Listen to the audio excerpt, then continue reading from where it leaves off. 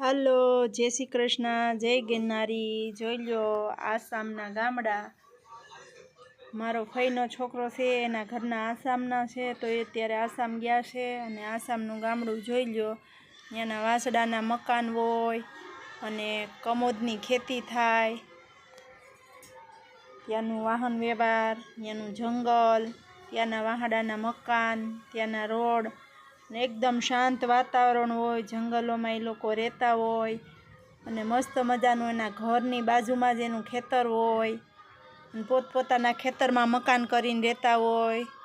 વાતાવરણ એકદમ મસ્ત હોય। ત્યાં સોપારીના ઝાડ હોય, લીંબુ એકદમ લાંબા લીંબુ હોય, આપણે જે પેરું ખાઈને એવા એના લાંબા લાંબા લીંબુ હોય। ત્યાંના રોડ રસ્તા જોઈ લો અને સોપારીના ઝાડ હોય, પાન હોય અને ઘરે ઘરે પોતપોતાના ઘરની બાજુની અંદર પશુપાલનનું કરતા હોય। કોઈ મરઘી પાળતા હોય, કોઈ સુવર પાળતા હોય। ત્યાં ગાયું ને બકરા એકદમ નાના નાના હોય અને ઘરની બાજુમાં તળાવ હોય, ત્યાં મચ્છીનો ઉછેર કરતા હોય ને બહુ મસ્ત મજાનું વાતાવરણ હોય ને પોતપોતાના જ ખેતરની અંદર શાકભાજી ઉગાડીને ખાતા હોય। ત્યાંના હાવ ગઈઢા 75 વર્ષના માણસો હોય ને તોય કોઈના વાળ સફેદ ન થાય અને બધાય ખેતીવાડીનું કામ કરે, કોઈને શ્વાસ ન ચડે। એકદમ આમ વાતાવરણ રમણીય હોય અને ત્યાંના લોકો એકદમ ઓર્ગેનિક બધું ઘરનું બધું શાકભાજી ને બધું ઘરે જ વાવેલું અને ઘરે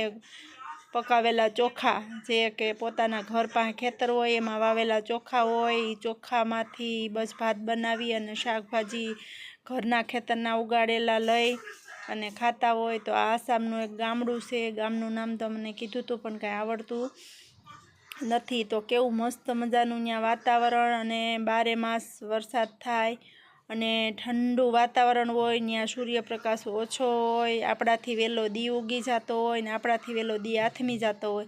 તો ત્યાં જો ઘરની બાજુમાં આવા મોટા મોટા તળાવ હોય ને ભરેલા હોય, એમાં એ લોકો મચ્છી ઉછેર કરે અને એ લોકો એ જેવું જ બધું ખાય। ત્યાંના રોડ રસ્તા એકદમ આમ સુનસામ હોય, ક્યારેક ક્યારેક વાહન, અને ત્યાં વાહન વ્યવહાર હાવ ઓછો।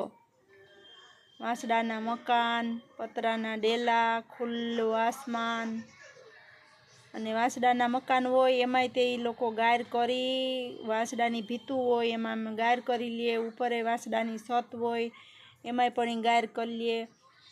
લાઇટ તો હાવ ઓછી હોય ત્યાં અને હાવ નાના નાના ગામડા હોય, વાહન વ્યવહાર ઓછો હોય અને જંગલોમાં લોકો રહેતા હોય।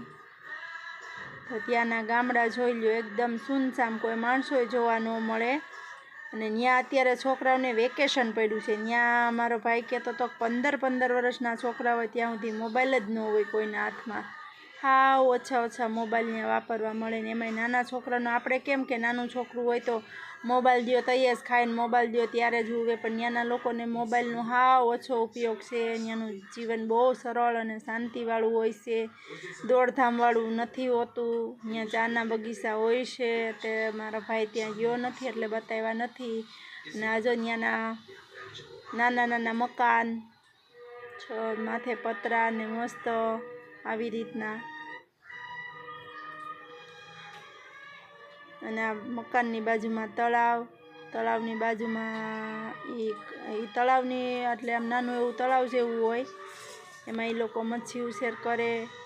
પછી ત્યાં પશુ પક્ષીમાં કે બતક હોય એ લોકો પાળે, પછી કૂકડા ઉછેર કરે, પછી એ લોકો ત્યાં તમે જુઓ તો બધો આવા ઘરે ઘરે પંપ હોય, તો આમ આમ હાવ પાણી ઉપર હોય અને ખાડા તો ભરેલા જ હોય જેમાં કમોદ એને વાવેલી હોય છે ને ખાડાની અંદર નાના નાના છોકરા મચ્છી પકડતા હોય છે।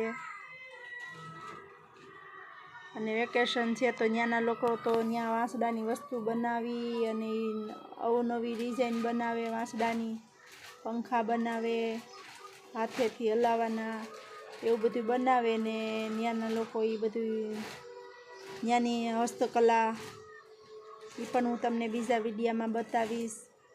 સોપારીના ઝાડવા તો ઘરે ઘરે હોય છે।